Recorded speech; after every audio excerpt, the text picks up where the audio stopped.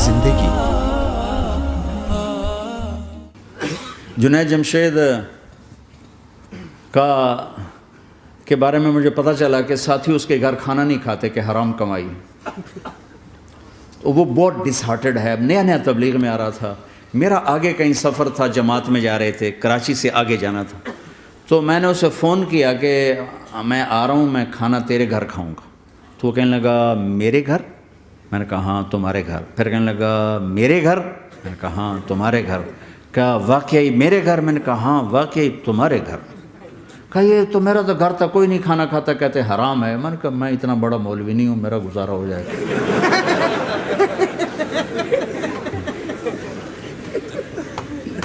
کچھ عرصے بعد وہ 4 مہینے کے لیے جماعت میں چل رہا تھا.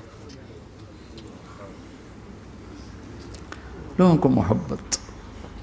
میں رائمنڈ میں بیٹھا تھا, ایک شخص آ گیا. کہا جی وہ مبارک سینما لاہور میں تھا, اس کا مالک آ رہا تھا چند دنوں سے رائمنڈ. آج وہ کچھ گھر سے لے کر آیا تو ایک دی وہاں کسی رائمنڈ میں کسی کو پیش کی تو اس نے انکار کر دیا, میں نہیں کھاتا, آپ کی کمائی حرام ہے. تو بہت زیادہ شرمندہ ہو رہا. میں نے کہا اسے لے آؤ جلدی سے میرے پاس.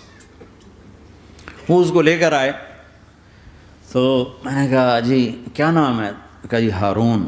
کیا کرتے ہو؟ تو اس نے سر یوں کر لیا, وہ چھوٹا سا بزنس ہے. میں نے کہا کیا بزنس ہے؟ بس چھوٹا موٹا بزنس ہے. میں نے کہا بھائی بتاؤ تو صحیح. کہ سینما ہے, سینما ہے. میں نے کہا کون سا سینما؟ مبارک سینما. مبارک. میں نے کہا مبارک؟ ہاں وہ جس میں شمع پروانہ میں نے دیکھی تھی وہ مبارک صاحب اس کے جو اونر تھے. پہلے ان کی فوٹو آتی تھی, مر گئے تھے وہ, ان کا سیڈ میوزک چلتا تھا, بعد میں فلم چلتی تھی. وہ مجھے ایسے دیکھنے لگا کہ یہ کیا کہہ رہا ہے. اور میں نے اسے یوں دوستی لگائی. دن کے بعد دیکھا تو اتنی بڑی داڑھی کے ساتھ 4 مہینے لگا.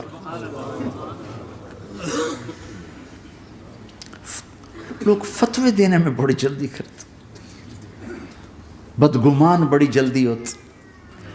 کسی میں 100 خوبیاں ہوں, ایک کمی ہو, ساری پہ کانٹا پھیر دیتے.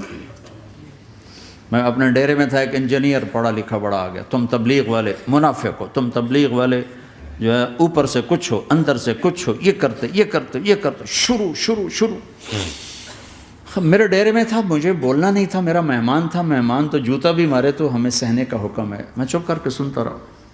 جب وہ سارا کچھ بول بیٹھا تو میں نے کہا بھائی صاحب اللہ تعالیٰ نے پرفیکشن نہیں مانگی, کاؤنٹنگ کہا ہے. کاؤنٹنگ کروں گا, 100 نمبر نہیں مانگے. کہا ہے میں کاؤنٹنگ کروں گا, اگر تمہارے 51 ہوئے تو باقی معاف کر دوں گا. تو جو گناہ عیب ثواب آپ بتا رہے ہیں, ممکن ہے اللہ معاف کر دے ان نیکیوں کی وجہ سے جو تبلیغ والے کر رہے ہیں. اور کسی کو برا کہنا یہ اپنے برا ہونے کی پہلی نشانی ہے. میرے نبی نے فرمایا کسی کے برا ہونے کے لیے یہی کافی ہے کہ دوسرے کو برا کہے. یہ میں اسے نہیں کہا, یہ ویسے آپ کو بتا رہا ہوں, اس کو یہ میں نے نہیں کہا, آپ سے عرض کر رہا ہوں کہ میرے نبی نے فرمایا کہ کسی کے برا ہونے کے لیے اتنا ہی کافی ہے کہ دوسروں کو برا سمجھو. میں نے کہا اللہ نے کاؤنٹنگ رکھی ہے, کاؤنٹنگ. اور میں نے کہا یہ جو حکومت پاکستان ہے یہ کوئی اتنی اچھی حکومت نہیں ہے, لیکن یہ بھی اپنے رعایا کے لیے اتنی رحم دل ہے کہ جو لڑکا 33 نمبر لے اس کو پاس کر دیتے ہیں. 67 نمبر نہیں لیے کوئی بھی نہیں کہتا کہ تو فیل ہے, سب کہتے تو پاس ہے, تو پاس ہے, تو پاس ہے. فیل ہونے کا تانا کوئی نہیں دے سکتا, پاس ہے. ٹھیک ہے. میں نے کہا اللہ اس حکومت پاکستان سے کروڑوں گنا زیادہ مہربان ہے. پتہ نہیں کون سی نیکی پہ مہربان اگر جاؤ, لیکن جو کہ مزاج بن گیا ہے تنقید. یہاں تک ایک کہنے لو جی دیکھو جی نور جہاں 27 رمضان مر گئی, شب قدر مر گئی. میں کہا اللہ تے کیس کرو ہن جا, اللہ تے مقدمہ کرو. بھائی نور جہاں 27 رمضان کو کیوں مر گئی؟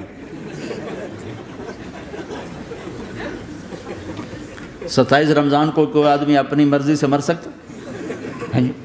اتنی مقدس رات, اتنا مقدس دن, تو کوئی بات تو اللہ کو پسند آئی جو اس کی موت دی. لیکن ہماری عادت بن گئی ہے کمیاں پکڑنا, ٹانٹنگ کرنا, چھلنی کر دینا سینہ. اپنے اب دھنیے اپنی دھن. تجھے کیوں فکر ہے اے گل دلے صد چاک بلبل کی، تو اپنے پیرہن کے چاک تو پہلے رفو کر لے۔ کیوں اوروں کے عیب دیکھ دیکھ خود بھی اپنے غیظ و غضب میں اور اپنے حسد کا شکار اور کبھی بغض کا شکار؟ ارے اندھے بن جاؤ گا، مجھے کچھ نہیں نظر آتا، میں صرف خوبیاں دیکھوں گا، عیب نہیں دیکھوں گا۔ لوگوں کو قریب کرو، پیار کرو، محبت دو۔